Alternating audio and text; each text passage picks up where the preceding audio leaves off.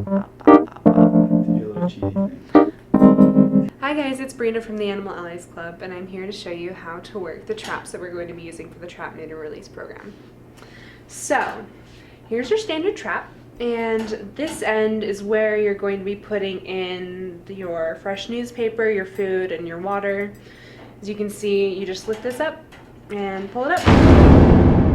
So you can put in your newspaper here, and just be sure that it covers all of the floor of the trap so that the cats are protected from the elements.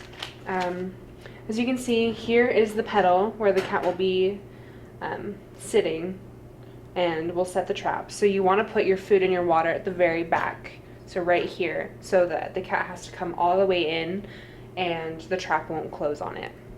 So be sure to close this up. And then here is the trapping side. So how you work the front end of the trap is you have to lift these two rings and then lift the door, and then if you can see right here there is a little hinge, and you just have to flip that up and rest the door against it.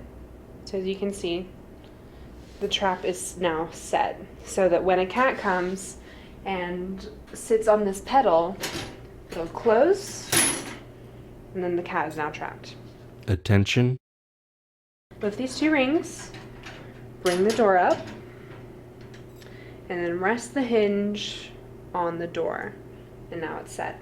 If it's not Monday and Wednesday nights from 8 p.m. to the following morning around 7 p.m., then this needs to be locked open so that the cats won't get trapped, because if a cat gets trapped and we aren't planning on trapping, the cat might stay trapped for a long period of time and won't be checked on and might run the risk of dying. So we need to make sure that this is locked open. And so what you want to do is use the carabiner that's provided with every trap, and you need to make sure that it's securely locked open. So take the carabiner, and I mean, you can do this any way you want, but this is just the easiest way for me. And just make sure that the door is securely open. That the lock that's used to tether the trap down so that it's not stolen goes through the very front of the trap, so that, or the very back, so that we can make sure that the trap is adequately covered with the tarp and the blanket.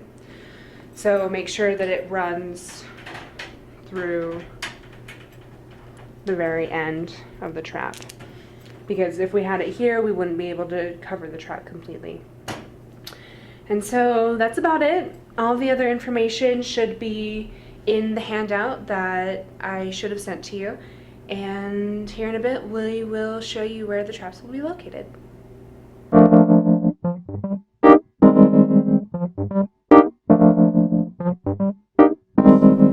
Alright, so we're over by the library, underneath the bridge that connects the library to the LA building. And so here's our first trap, located underneath the bridge. As you can see, the front of the trap is located here, where the cats will be going in. And the blanket is on first, and covering the blanket is the trap. And we have it completely covered so that the rain and the cold can't get in. Okay, so we're here by the employee lot by the WB building, and here's our trap, kind of in the wooded area before coming into the walkway that goes into the WB building.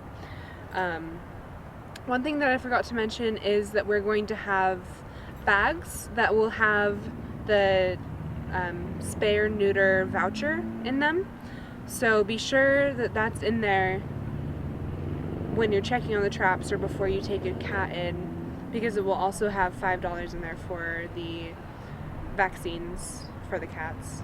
So make sure that it's in a bag just on the side of the trap. Moving on to trap 3.